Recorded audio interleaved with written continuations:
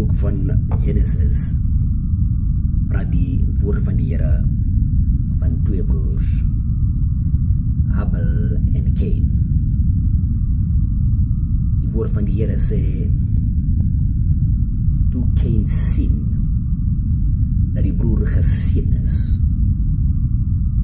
het die afguns begin borrel in sy hart. Toe Cain sien dat die broer so offer geaanvaar is van God, het die afguns begin borrel in sy hart. My vraag vir u vanoggend hier is die, wat is die reaksie van u wanneer u sien iemand is geseën?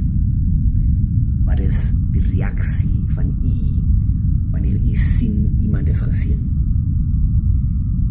Die afguns in 'n mens se hart, die afguns in 'n mens se hart is die bron van toordery.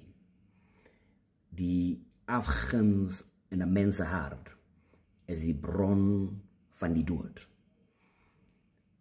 Wat is die reaksie van u wanneer u sien dit gaan goed met u broer?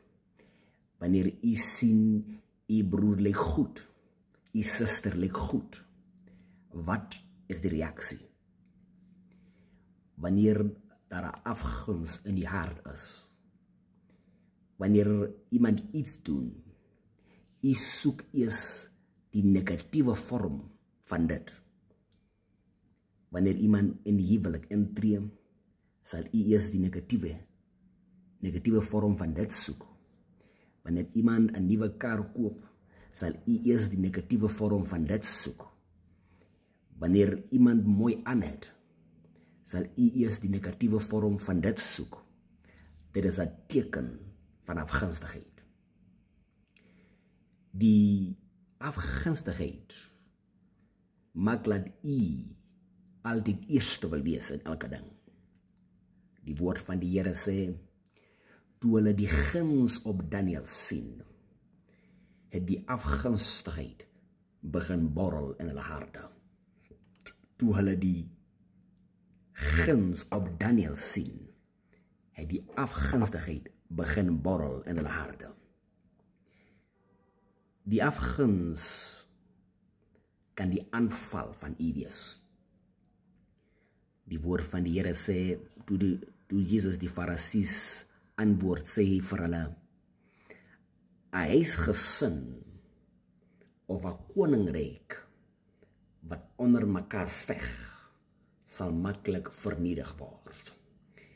Dan beteken dit, as die afguns in 'n huisgesin is, sal die huisgesin maklik verbreek word. Dit is baie mooi.